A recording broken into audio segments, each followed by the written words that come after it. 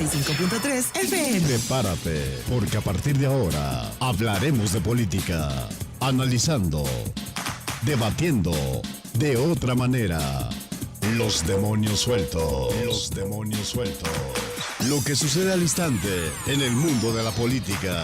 A partir de ahora, los demonios sueltos. En la voz de Leo González y Samuel Ponce. Los demonios sueltos.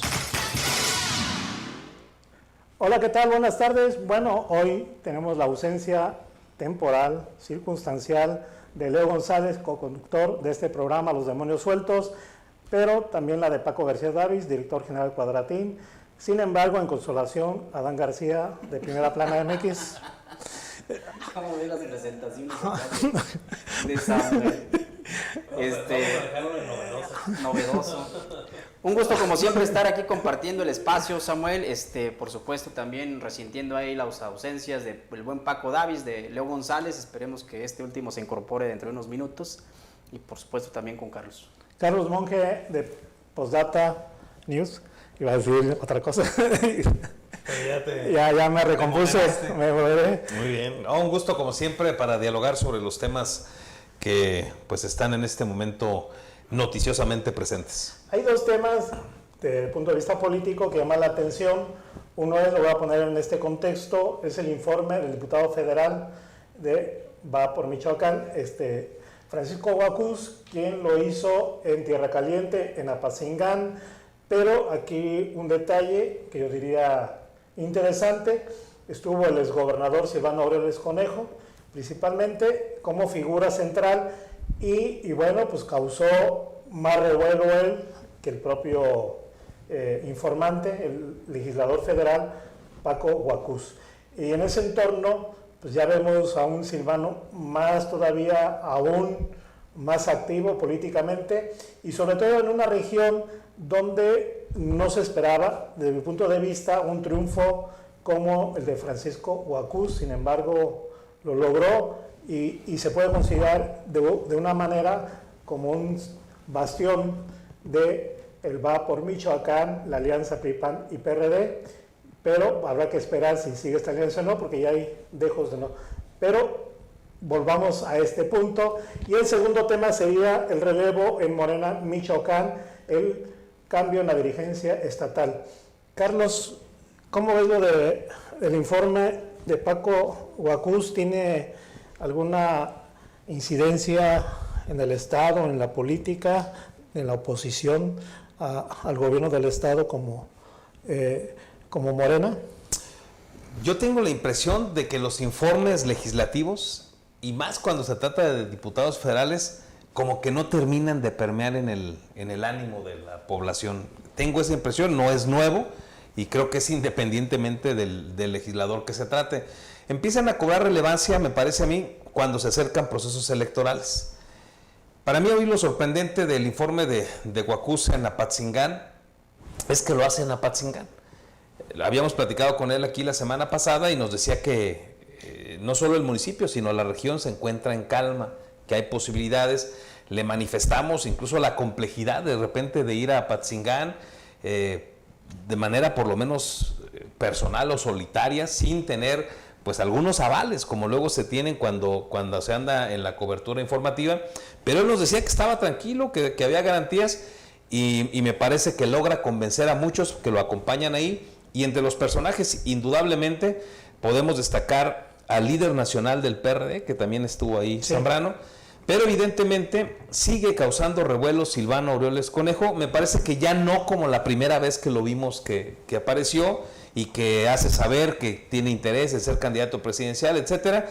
Pero lo que sí ratifica es que después de venir del Partido del Trabajo, pues al final Paco Guacús se asume ya como un seguidor nato, un integrante nato de una corriente silvanista, lo que eso signifique y para lo que eso alcance en un futuro inmediato.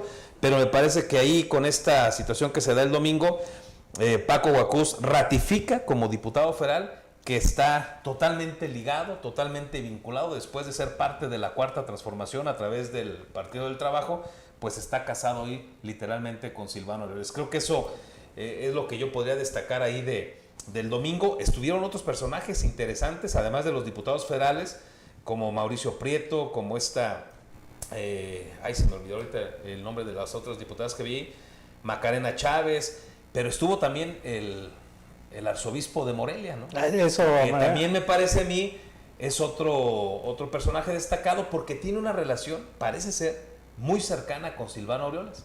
Habría que ver si Carlos Garfias va motivado por Silvano Aureoles, habría que preguntarle ahora después, o va también porque tiene una cercanía con el propio Francisco Guajus, ¿no? ¿Qué tal, Adán? Coincido, la verdad creo también que los informes legislativos no terminan todavía de cuajar, de conectar con el electorado, la audiencia. Creo que sin duda alguna el gran incentivo de este evento que tuvo Paco Guajus en Apatzingán lo es sin duda alguna la presencia de Silvano Aureoles. Veo también que la figura de Silvano, por lo menos en el ámbito estatal, empieza también ya a dejar de lado la figura de Jesús Zambrano, que es el dirigente nacional del PRD. Me parece que ya empieza a sentirse mayor peso la figura de Aureoles, el exgobernador michoacano, por esta ruta que él ha emprendido. Me parece que también en el esquema mediático, el hecho de que veamos también a alguien de la oposición ya encaminado en una ruta que va dirigida hacia el 2024, pues llama también la atención. Es sin duda alguna nota periodística el hecho de que Silvano Aureoles esté ya trabajando en ese sentido y declarando, fijando postura respecto a los temas nacionales y respecto a esta, digamos, empresa que él se ha echado a cuestas de tratar de convertirse en el candidato del PRD primero y después de la alianza opositora.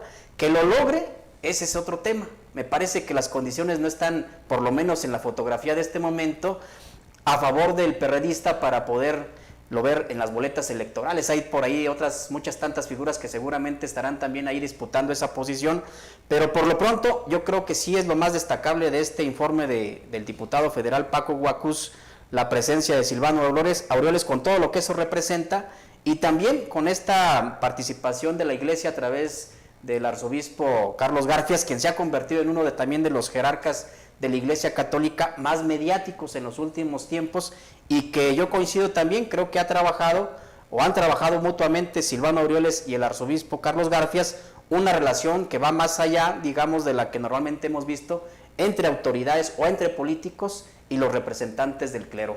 Va a ser muy interesante ahí ver todavía la agenda que tenga que desahogar Silvano Aureoles en las próximas semanas, porque aunado a la participación que tuvo en este informe de Paco Guajus, lo hemos visto también muy activo en otras actividades. Ha estado en los informes de presidentes municipales, lo estuvo en el informe de Alfonso Martínez, que me parece que también logró de alguna manera hacerle cierta mella,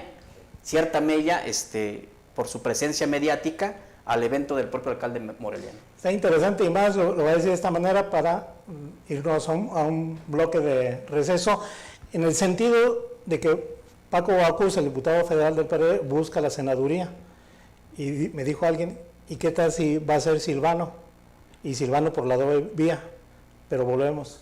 Vamos a un corte y regresamos. En un momento regresamos.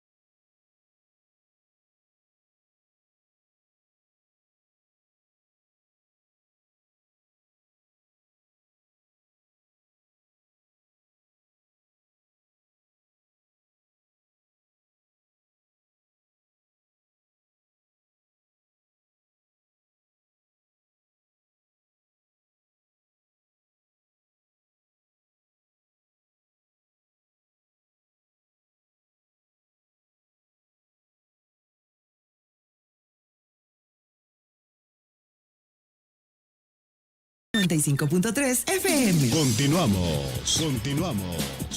Los demonios sueltos. ¿Qué tal? Estamos de regreso en Los Demonios Sueltos. Y ustedes saben, inicio de clases, hay un traficante en Morelia. Por eso me tardé unos minutos, pero ya estamos aquí. Y luego que vas a ser estudiante de Derecho, ya vas a Y tener luego más pretexto. Soy estudiante de Derecho ya. ¿Ya? Oficialmente tuve mi primer día de clases del sábado. Ande, pues. Oye, Leo, estamos hablando del tema de Paco Guacús, diputado federal del PRD, sobre el informe que dio en Apatzingán. En ese sentido, hubo varias lecturas interesantes. ¿Cuál es la tuya?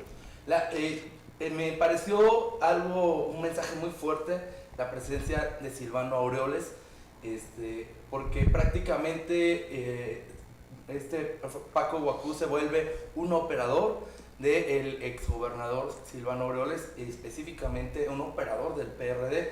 Eso se vuelve interesante porque habrá varios que alcen la mano rumbo a la senaduría en el 2024. Entonces, insisto, es un mensaje muy fuerte por parte del exgobernador. El hecho de arroparlo, el mensaje que da también es bastante fuerte en un tema de pues prácticamente respaldar las posibles aspiraciones de Paco Guacús. Insisto, interesante. A mí también me llama mucho la atención que el exgobernador, lo dije ayer, lo voy a repetir el día de hoy, traía un equipo de seguridad muy mínimo, O discreto. o muy discreto, pero yo al menos lo que yo supe y percibí es que el exgobernador va a la tierra caliente de Michoacán sin ningún tipo de problema, sin ningún tipo de y sin grandes aparatos de seguridad. Entonces eso también manda hasta cierto punto es un mensaje Para los francotiradores,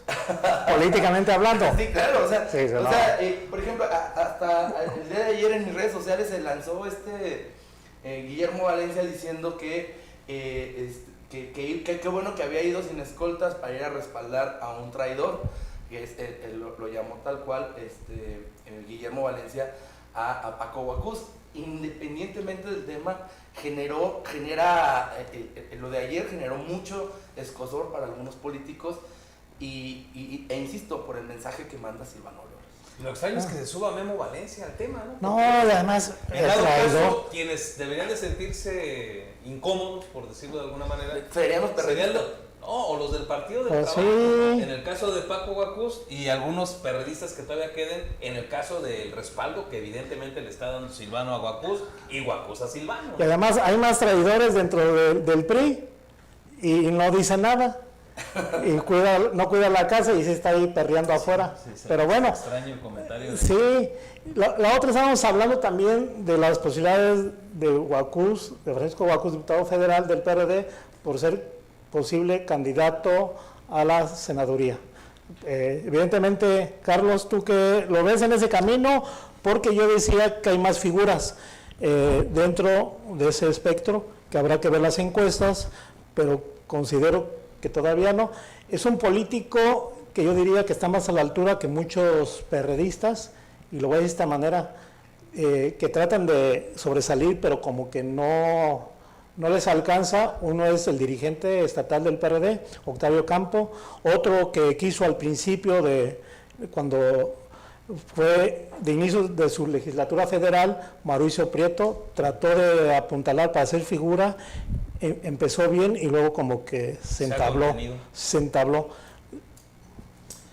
Primero yo creo que hay que esperar si se da o no la alianza rumbo al 2024. Creo que ese es el primer punto ahorita. Yo, en este momento, ver a un perredista como candidato al Senado con posibilidades de triunfo, la veo lejana. Si fuera el caso de que el PRD vaya solo, entonces la verdad es que llámese como se llame, sería muy complicado. A lo mejor la única manera de verle una posibilidad es que fuera Silvano Aureoles a contender. Digo, tampoco lo veo en este momento en esa lógica. Veo a Silvano ya encausado en asuntos nacionales, y si llegara al Senado en su momento en la baraja, pues tendría que ser en una condición pluri, no dando la batalla en el territorio. Entonces creo que depende para el PRD de si va en alianza o no, y si esa alianza le permite meter a un nombre. Pero yo creo que si la alianza se construye con el PRI, con el PAN, van a llevar mano el PAN y el PRI. Entonces, hoy la verdad es que una posible candidatura en alianza de un perredista, yo no lo veo. Si fuera solo, pues creo que tendría chance de ser candidato Guacús, pero quién sabe si gana, está muy cuesta Y arriba. no hay que olvidar al actual senador, Antonio García Conejo, que existe la posibilidad que vaya por la reelección, y entonces de una lucha ahí interesante. Ese es otro escenario, de acuerdo. Yo creo que el PRD tiene primero que trabajar en tratar de restablecer sus fueros. Es un partido que ha ido en decadencia, es un partido que el último bastión que tenía en el mapa político nacional, que era Michoacán, lo perdió en las elecciones del 2021 frente a Morena, que en contraparte ha ido incrementando su potencial, su fuerza. Estamos hablando de que ya Morena, junto con sus partidos aliados, estaría gobernando ya 22 estados del país, de las 32 entidades posibles. En cuanto tomen posesión los gobernadores que fueron electos en las pasadas elecciones de junio, me parece que sería un error garrafal que el PRD estuviera viendo en lo individual, o los perredistas estuviesen viendo en lo individual su ruta rumbo a las próximas elecciones, cuando no tienen un piso sólido, una base, digamos, bien estructurada para poder de ahí afianzarse y buscar en las próximas elecciones una posición como candidatos o como candidatas. Después de eso me parece que Paco Guacús, si bien está teniendo un trabajo interesante, a diferencia me parece que de otros legisladores y legisladoras, está siendo un personaje mediático, y que además ha tenido también la habilidad de poder surgir y reflejarse mediáticamente hablando en comparación de otros perredistas que traen una trayectoria de más años atrás, y que Paco Guacús, siendo del PT y luego brincar al PRD en una circunstancia además muy polémica que le pudo haber generado bastante desgaste político, está ahí, incluso defendiendo los ideales del PRD, defendiendo los ideales silvanistas, más que otros perredistas que vienen, insisto, de años atrás y que pudiesen decir que cuentan con mayores méritos. Creo que el trabajo de Paco Guacús, si bien ha sido interesante, difícilmente le puede alcanzar por esa disputa también que las tribus del PRD suelen realizar ya en la etapa de las definiciones. Entonces vamos a ver qué sucede. Yo no veo que el PRD vaya a encabezar en una posible alianza, vaya a encabezar el tema candidatura. Senado, la candidatura, lo veo muy complicado. Hace unos días Massive Caller publicó una encuesta en donde trae 46 puntos de intención de voto Morena en Michoacán, o sea, está en las nubes Morena, y le siguen con 30 puntos menos, o sea, 16 puntos el PAN, y luego el PRI con 8, y termina el PRD con 4.5. Entonces, ¿cómo vas a llegar a negociar una posible candidatura al Senado con 4.5 de intención de voto en Michoacán? Es imposible. Estamos hablando que Morena hoy es 10 veces más, o al menos tiene más intención, 10 veces más intención de voto que el PRD. Entonces, insisto, es muy complicado en estos momentos. Yo vi una mala jugada de Paco Guacús al momento de integrarse al PRD específicamente, porque hoy el PRD ya no tiene gubernaturas, hoy el PRD tiene 15 diputados federales, hoy el PRD ya no es el peso que tuvo hace 30 años. Entonces, veo muy complicado el escenario para los perredistas. El día de hoy los veo en la lona, no los veo con estructura sólida, al contrario, prácticamente el PRD de hace 3 años está ya en Morena. Entonces, ya no es ese PRD de estructuras, de fuerza, y insisto, lo veo muy complicado el escenario para ellos. Y por el contrario, veo a un Morena muy fuerte, muy sólido, a pesar de que no hay grandes liderazgos. El día de hoy Juan Pablo Celis es un liderazgo medianito, o sea, no es el gran líder que con un partido tan sólido como Morena. Insisto, es muy complicado el escenario para los perredistas, y hoy también Acción Nacional tiene un verdadero conflicto interno que se nota en la intención de voto. 16 puntos para el PAN es raquítico, insisto, y me llama mucho la atención el que está en las nubes en conocimiento e intención de voto es Alfonso Martínez. Entonces, en dado caso que se diera la alianza, los panistas nada más tienen a Alfonso Martínez para poder competirle a Morena. Insisto, es muy pronto, estamos prácticamente a 2 años, pero el escenario hoy para el PRD no es muy bueno. Sí, ¿Saben quién se nos olvida antes de que debió haber sido una búsqueda natural por el PRD? Carlos Herrera. Sí. Y entonces hoy Carlos Herrera está desaparecido. O sea, no. De hecho, lo miden en el Movimiento Ciudadano. Hoy, yo creo que él quiere que Movimiento Ciudadano lo arrope. arrope. Eso pareciera hoy de parte de Carlos Herrera, pero después de la elección tan disputada, quedando con menos de 15,000 votos la diferencia entre él y Alfredo Ramírez, parecería que el liderazgo natural del PRD recaería en Carlos Herrera, pero Carlos Herrera se apartó, se lavó las manos, se deslindó, contrario a Guacuz, de Silvano Aureoles. 20 veces dijo, no, yo creo que cada quien arregle sus broncas, ¿no? Y entonces hoy pareciera un Carlos Herrera también en el olvido, ¿eh? Hoy también no se le ve ninguna posibilidad, cuando hace un año parecía el liderazgo natural del PRD, que me parece a mí, en lo que yo percibo, no lo tiene. Está tirando ese capital político que logró en las elecciones Sí, estatales, entonces bueno.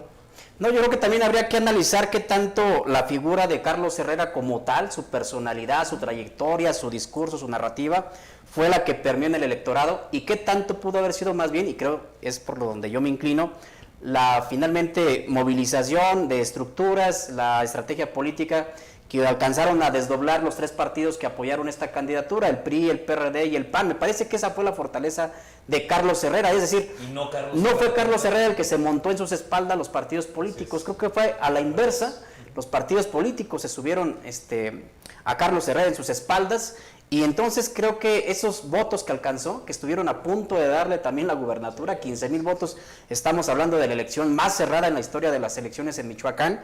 Recuerdo aquella de Fausto Vallejo con 50,000 votos de diferencia con respecto a Cocoa, que era entonces también la candidata del PAN y que traía todo el empuje de la administración federal, que parecía que iba a ser muy reñido, 50,000 votos en un macro de la votación que logra alcanzarse en Michoacán, pues era una elección bastante cerrada, atípica. Esta fue de 15,000, 16,000 votos, entonces me parece que esa no fue fortaleza o mérito propio de Carlos Herrera como tal, siendo, me parece, objetivos, creo que fue más bien pues la estructura, la movilización, la estrategia política. Y lo voy a decir de esta manera, pues yo veo a Carlos Herrera más pegado al PAN que al PRD o al PRI.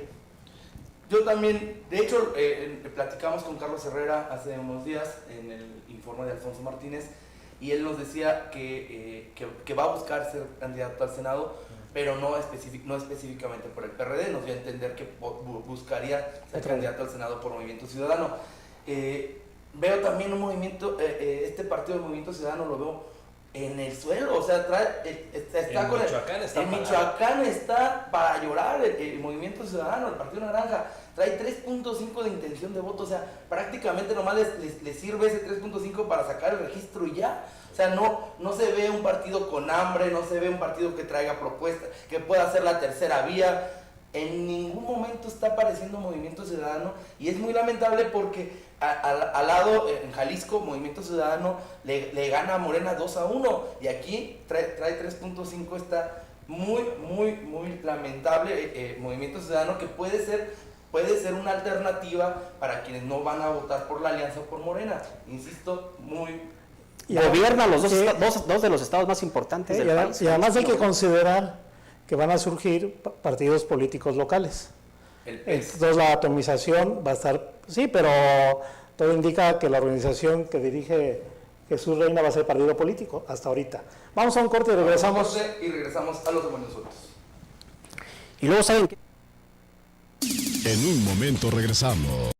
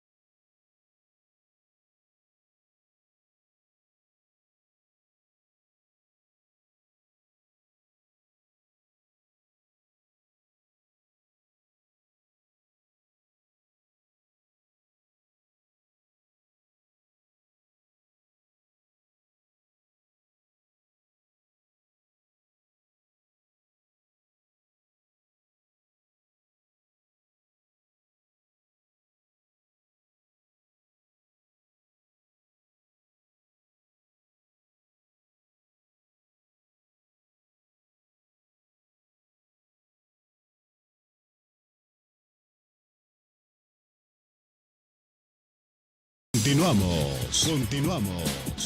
Los demonios sueltos. Estamos de regreso en Los Demonios Sueltos y el fin de semana hubo el Congreso Estatal, Consejo. Consejo Estatal de Morena en Michoacán. Los consejeros electos se reunieron para decidir la dirigencia que va a estar a cargo 3 años a partir del sábado pasado. Se eligieron las carteras dentro del partido de Morena, se eligieron secretaria general y obviamente también dirigente estatal. No hay sorpresas, fue elegido Juan Pablo Celis, un hombre muy cercano al gobernador Alfredo Ramírez Bedoya. También dentro de lo sucedido el sábado se dio la ruptura prácticamente de Raúl Morón con la actual dirigencia estatal de Morena, una ruptura ya muy evidente y muy cantada. Hoy el gobernador Alfredo Ramírez Bedoya se refirió a Morón diciendo que Juan Pablo Celis era un moreno puro, a diferencia de él, y que él estuvo fundador, que él estuvo cuando inició Morena en el país. Entonces, dimes y diretes, lo de Raúl Morón, muy evidente, muy obvio, pero con una fuerza mínima. Estamos hablando de que se salió con él, son 9 consejeros los que tiene su grupo político. Entonces, de 9 consejeros de 120. Y llama mucho la atención que el ex gobernador Leonel Godoy Rangel no se haya salido cuando rompe Raúl Morón con la dirigencia. Llama mucho la atención porque se supone son parte del mismo equipo. Entonces, ¿cuáles son las lecturas que ustedes ven? Esta ruptura y todo lo que ha conllevado esta nueva dirigencia. Sí, en el Consejo Estatal de Morena, Michoacán, Raúl Morón se inconformó y la mostró de manera evidente saliéndose antes de que terminara el Consejo Estatal. Y ahí dijo que no estaba de acuerdo y que había una mayoría ficticia. Eso es por una parte. La otra lectura, si nos vemos la conformación de la dirigencia estatal de Morena, Michoacán, vemos una nueva generación. De hecho, hay una foto en donde se toman en grupo, Sí.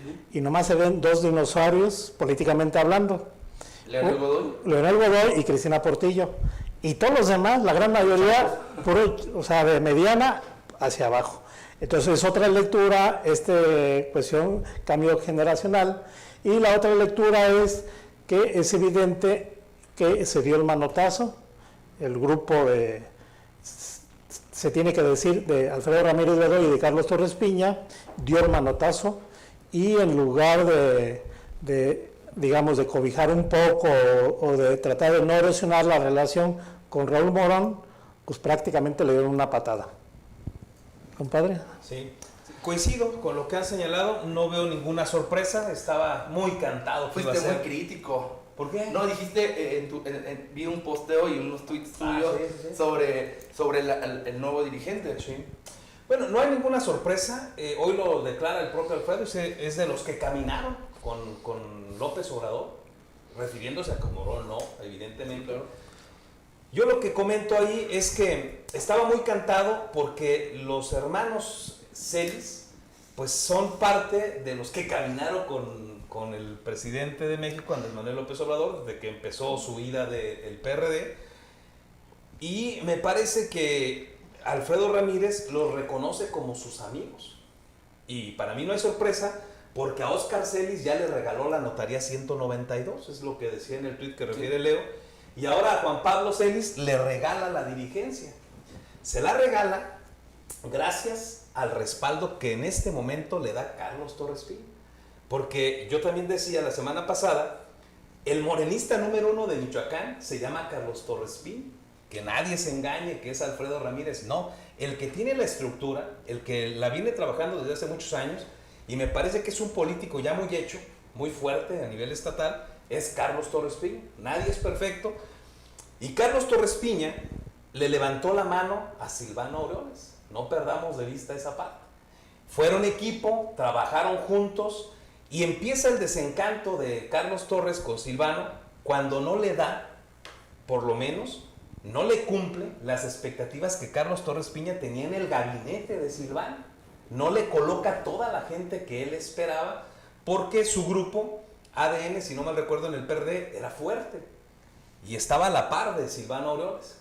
Se da el rompimiento, de todas maneras es diputado federal después Carlos por el PRD, ya siendo diputado federal se cambia a Morena. Dijera hace rato, parafraseando a Memo Valencia, traiciona al PRD Carlos Torres Piña y se viene a Morena. Y ya en Morena felizmente le vuelve a levantar la mano a otro gobernador.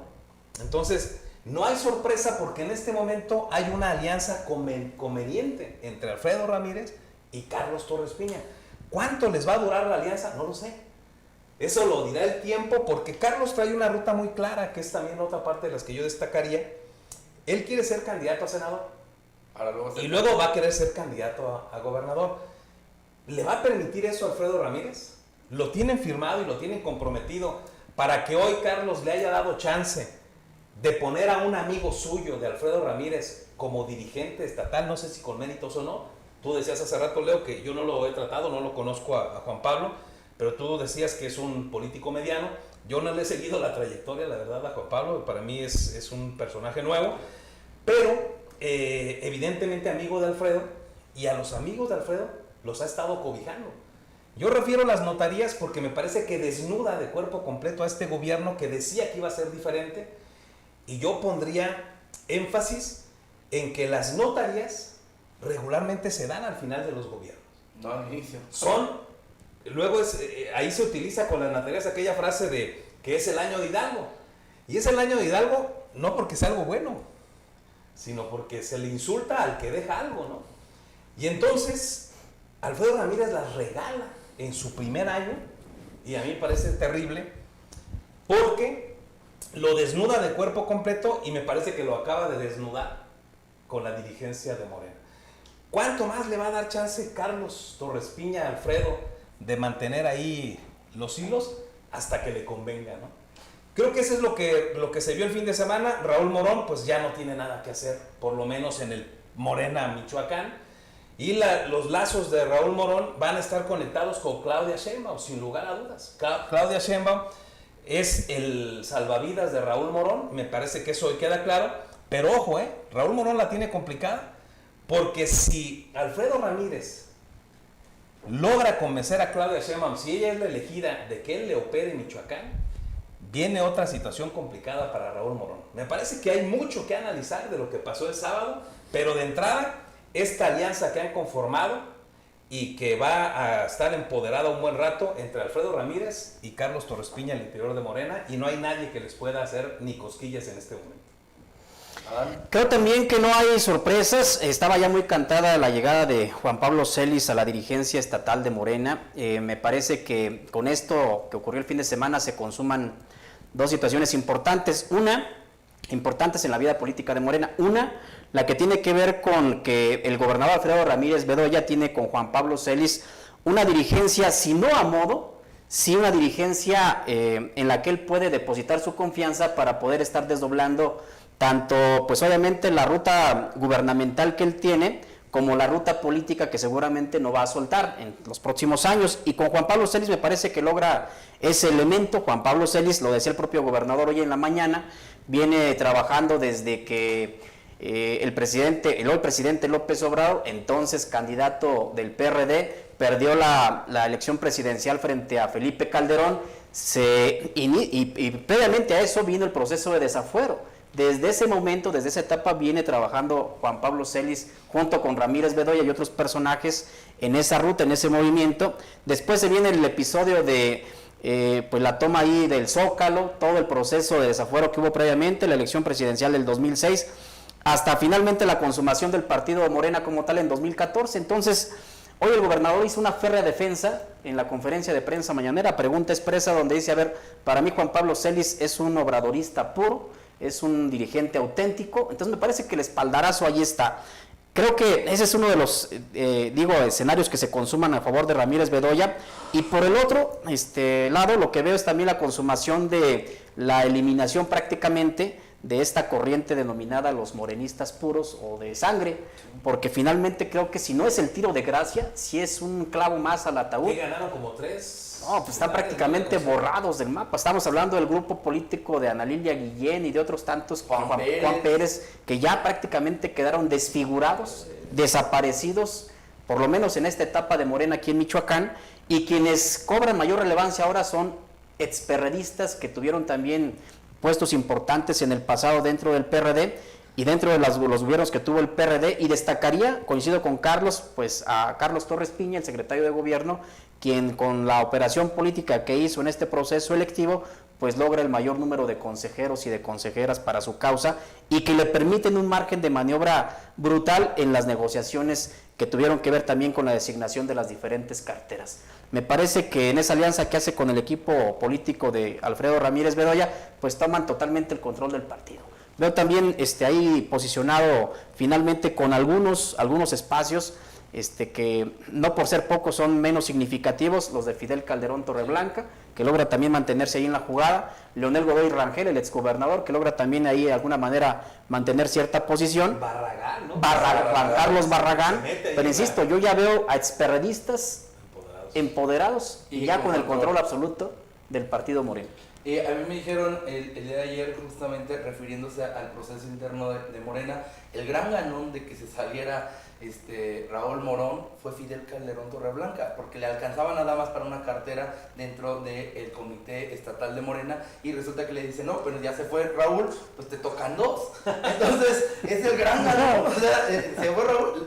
Raúl Morón tenía un espacio dentro del comité, una secretaría específicamente para su grupo. Al momento de que se sale, pues Fidel Calderón ya tiene dos. Entonces, insisto, uno nunca sabe para quién trabaja, ¿no? Fíjense, no sé si coincidan con otro detalle, porque ahorita de repente podría el consejo resultar intrascendente. ¿Por qué? Porque hay un dedo que determina quién va, quién no va, a quién favorece, a quién no.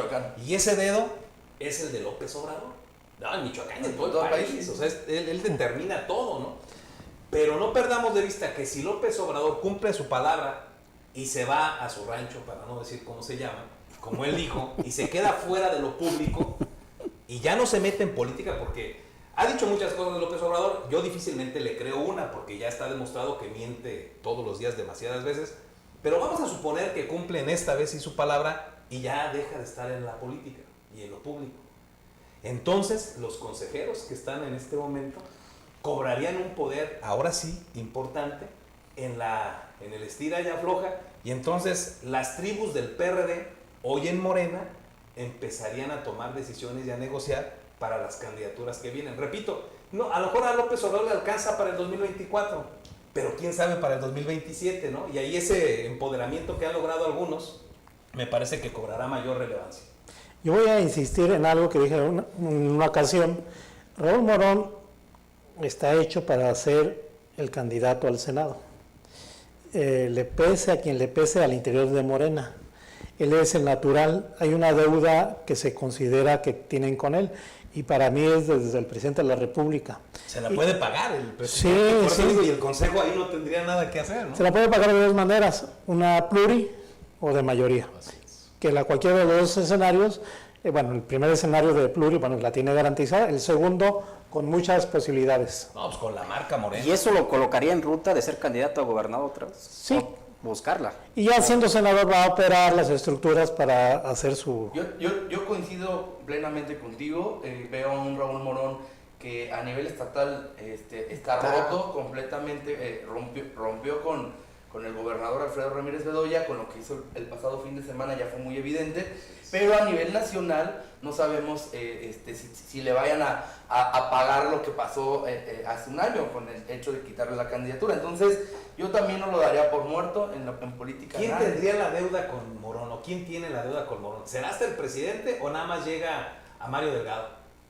Habrá que ver hasta dónde. Ese va a ser el punto neurálgico, ¿no? Tenemos que ir a un corte, vamos a un corte y regresamos a los de Buenos Suertos. En un momento regresamos. En un momento.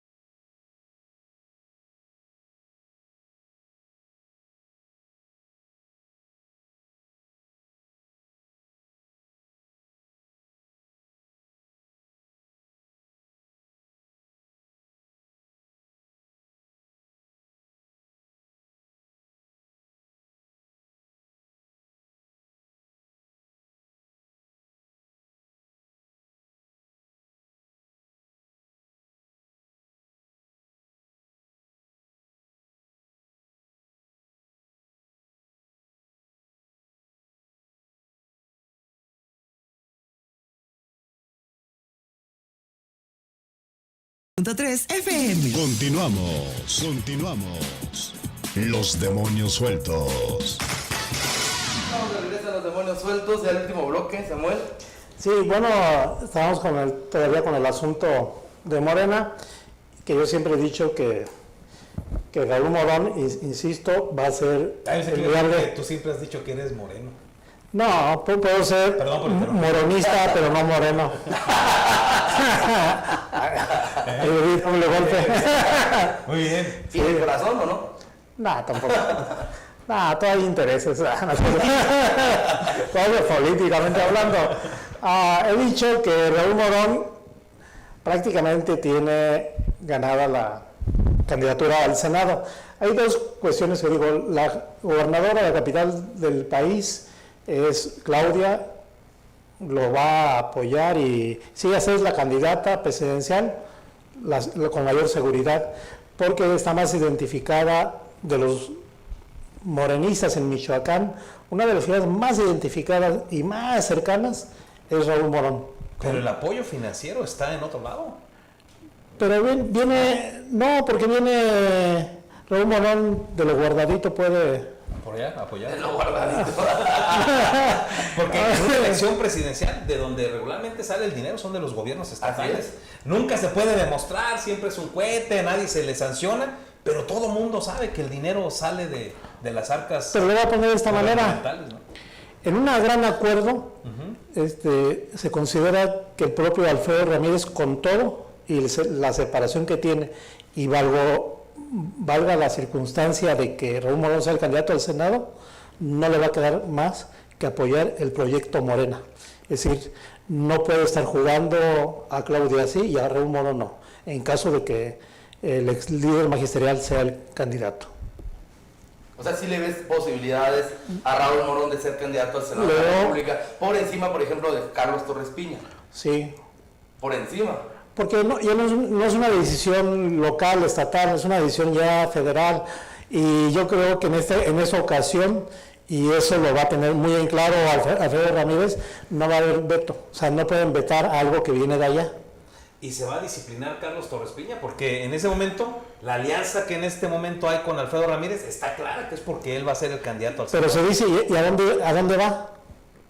¿Qué le podrían ofrecer a Carlos Torres Piña a cambio de sacrificarse para dejarle el camino a Raúl Morón? O sea, dicho de otro modo. Podría ser la capital michoacana, digo, estamos especulando, pero me parece que, híjole, yo no veo a Torres Piña en el ánimo, por lo menos en este momento, de hacerse a un lado y dejarle el camino a Morón en la ruta que él trae. Se ve una batalla complicada. No está fácil, pero tiene razón. O sea, ¿de dónde viene? Por eso yo le decía hace rato a Leo, si es de Mario Delgado, ¿quién sabe si se le respete, no? No se si respete. Ya se va. O sea, ya se va también.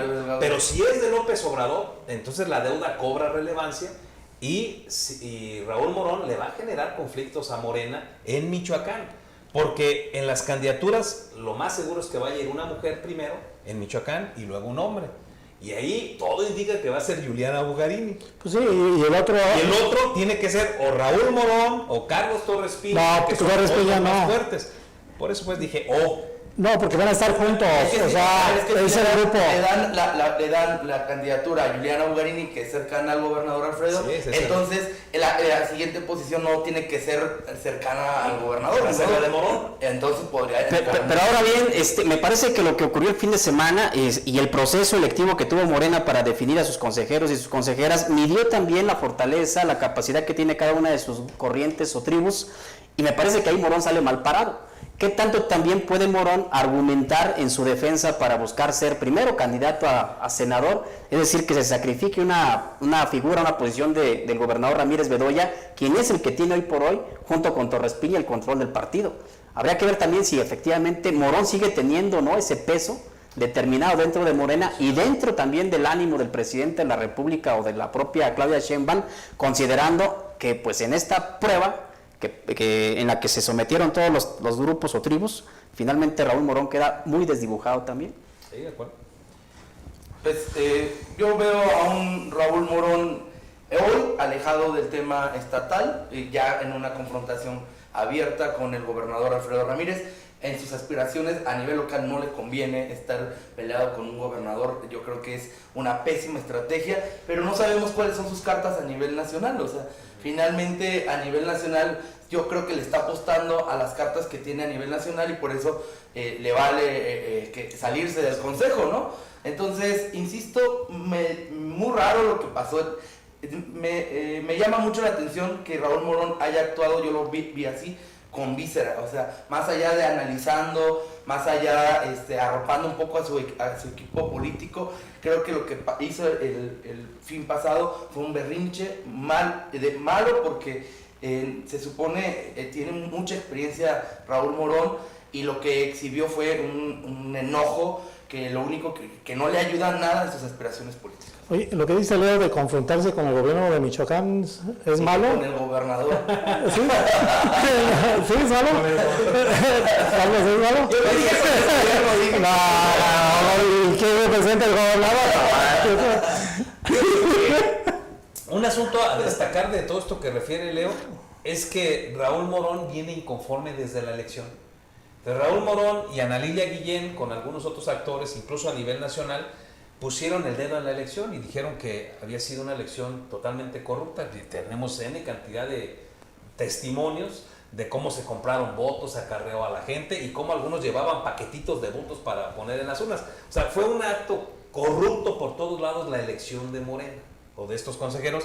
Desde ahí lo viene señalando a Raúl. Ayer él decía que en el procedimiento, yo no lo conozco, no he leído la verdad todos los estatutos de Morena y menos los de las elecciones, pero él dice que ni siquiera rindieron protesta a los nuevos consejeros. Dice, bueno, era tan urgente designar a Juan Pablo Celis que ni siquiera rendimos protesta a los consejeros. O sea, hay puntos que se vuelven interesantes de lo que señala Raúl Morón, aún fundamentado, como refiere Leo, que no lo descarto, en un berrinche, o bien en que trae un sustento mayor con sus vínculos nacionales, que a lo mejor le dijeron, ¿sabes qué? No te metas. Porque hoy está fácil para el gobernador, cuando él reparte posiciones y compra conciencias con algunos puestecitos aquí y acá, pues beca a todo mundo, les da chamba a todos y se calman los que en ese momento estaban enojados. Pero esto no es eterno. Y viene un proceso electoral. Y en los procesos electorales regularmente salen los problemas a relucir. Y más cuando se han conformado tribus. Y ya lo vimos en el PRD. Aquí la pregunta hoy, a mí me parece interesante, es ¿quién está respaldando a Raúl Morón? ¿Y qué le han dicho para que, si no fue un berrinche y actuó con fundamentos, explicar este rompimiento evidente que hace ya con Alfredo Ramírez? Ahora bien, si quitamos lo que ocurrió en el 2018, que fue una ola guinda ahí que avasalló todo lo que se ponía enfrente, y así fuera el perfil que tú quieras en la boleta electoral, ganaban. No se midieron perfiles, no se midieron trayectorias. El que estuviera en la boleta electoral con la marca Morena, ganaba. En ese contexto gana Raúl Morón. Fuera de eso, Raúl Morón no ha ganado ninguna elección en toda su trayectoria. Recordemos que todas las posiciones que ha tenido han sido plurinominales. O el Senado fue primera minoría. Y en todos los procesos internos del PRD, donde él buscó ser candidato a presidente municipal, a senador, todas las perdió. Su único triunfo fue cuando gana la elección interna para dirigir al PRD. Pero de ahí en fuera no logró ganar ninguna elección. ¿La alcaldía de Morelia? No, él no fue, así es, en las internas. Y entonces su único triunfo electoral, estando como candidato obviamente en las boletas, lo es en el 2018 con toda esta ola de Morena. Fuera de eso, todo lo demás lo ha ganado por otras vías. Entonces habría que ver también qué peso determinado políticamente hablando y electoralmente hablando es el que efectivamente tiene Raúl Morón como para incidir en el presidente de la República, en Claudia Sheinbaum o en las demás estructuras de la dirigencia nacional de Morena, para que tengan esa consideración con él en la toma de las definiciones. Pero yo no siento, Leo, no comparto que es un berrinche, no, es una cuestión, yo diría, natural. No estás conforme con la elección de los consejeros por lo que se dio, sin embargo vas, no estás conforme, no, por eso, deja terminar. Luego hacen la elección de la dirigencia, de los miembros de la dirigencia, no estás inconforme por la manera en que se da, porque además hay que decirlo, y se va. Todo eso ya estaba planchado. Y Raúl Morón, ya por la experiencia que tiene políticamente hablando y sobre todo partidista, pues debe entender que todo esto se hace mucho desde antes, se empieza a construir quiénes van, por qué van, etcétera, ¿no? Si le tocó una secretaría y determina que no, bueno, es un asunto ahí de congruencia, pero ahí le doy la razón a Leo. ¿Para qué fue? Pero ya estando ahí, vio otra, digamos, otro, ¿cómo le llamamos? Otro fraude, por decirlo de esa manera, porque no hubo consensos como él esperaba, y entonces decide salirse. No, pero el consenso es importante. Sí, pero eso... Son 111 contra 9. Pero aquí checa... Habla de una operación brutal de Sí. Carlos y Alfredo. Chequen con los consejeros o con los responsables a ver si se le tomó en cuenta él. Chéquenlo.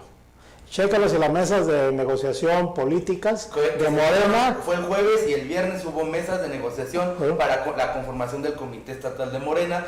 No fue nadie de R21, no fue Raúl a esas mesas, porque evidentemente no lo estaban tomando en cuenta. Le iban a dar, cuando llega Raúl Morón, le dice nada más a tu grupo le alcanzó para una secretaría dentro del Comité Estatal, y es todo. Y Piojito. Entonces tú decides quién va. Tú decides quién va. Entonces eso lo hace enojar porque no hubo un consenso, pero además, insisto, la cartera que le daban era mínima, o sea. Por eso, Piojito. Sí.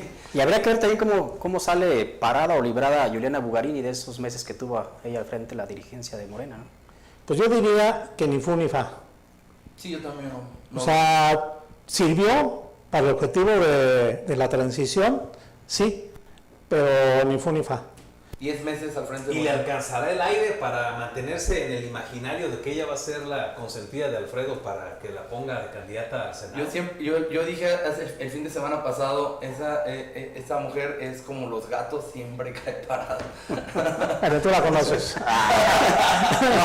Yo creo que a pesar de dos momentos que marcaron también su dirigencia, el que tiene que ver con esta autodenominación o autoelección de Ana Lilia Guillén para nombrarse dirigente estatal de Morena, y el otro, el episodio del escándalo que protagonizó con lo del alcoholímetro, me parece que termina cumpliendo los objetivos que efectivamente tenía encomendados, ¿no? Y me parece que queda ahí también bien parada con el gobernador Alfredo Ramírez Bedoya y con Mario Delgado, que fue el que incidió para su designación. 10 puntos desde que llegó Alfredo Ramírez Bedoya al gobierno, 10 puntos creció Morena en 10 meses. Entonces, pues sí, yo creo que entregó en términos generales una buena chamba. Al final de cuentas, Morena creció en Michoacán. Fíjate qué extraño lo que refieres ahora, Ale. O sea, a nivel nacional, el presidente López Obrador está full, Sí, está full. y su gobierno reprobado. Y acá en Michoacán, Morena creció y Alfredo Ramírez nomás no levanta, ¿no? Y encuesta que revisas y encuesta que lo reprueba, ¿no? Sí, Inverso. de hecho, hoy Morena tiene muchísima más intención de voto que la aprobación del gobierno del Estado. El gobierno del Estado anda en 30 puntos y Morena anda en 46, entonces es muy dispar estas mediciones. Agradecerte, Adán, por ser ese compañero del día de hoy. Agradecerte, Carlos. Gracias, Leo. Pero lo más importante, nos vamos a ausentar Una semana. y van a quedar de relevos australianos Adán García, Carlos Monge, aunque Carlos dice que el miércoles no vendrá. Pero bueno, agradecerles que nos vayan a suplir en esta semana. Váyanse sin preocupación. Esperemos que no la rieguen. Eso fue. Que tengan una excelente tarde. Llegamos al final. Es tiempo de encerrarlos. Espera la próxima emisión de